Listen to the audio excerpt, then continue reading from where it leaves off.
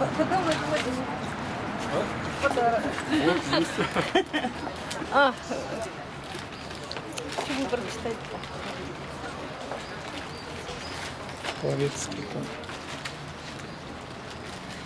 Здесь проходили караваны кочевников, и каждый год кололи черного барана и кровью мазали мне рот. К подножью ракии и хлеба, и освещая темный ров, лизали языками небо десятки жертвенных костров. И уходили караваны, и ветер разносил золу, и череп черного барана в густую вглядывался в мглу.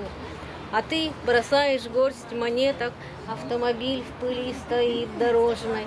Ты, наверное, где-то богатый, очень знаменит, но в миг прощения и прощания замешкаешься передо мной, чтоб ощутить поверхность камня, слегка дрожащую рукой. Теперь не молятся, не плачут, не мажут губы мне в крови, но просят также все удачу и на охоте, и в любви.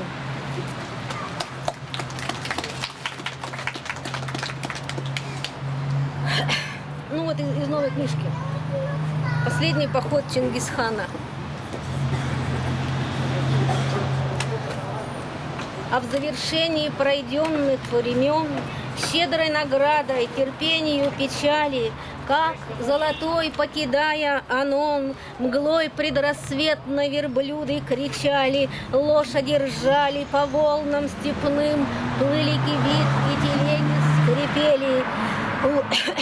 Под Бунчуками один за другим дружным железом тумены скрипели, гремели и уходили, припомниться вдруг.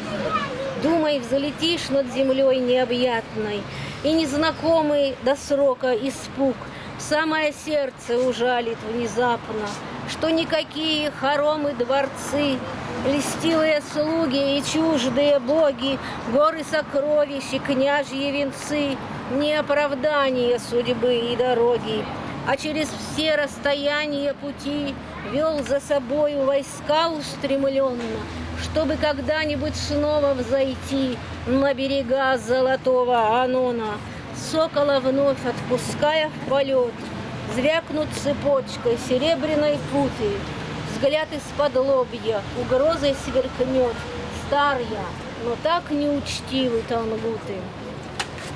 Хлопаем.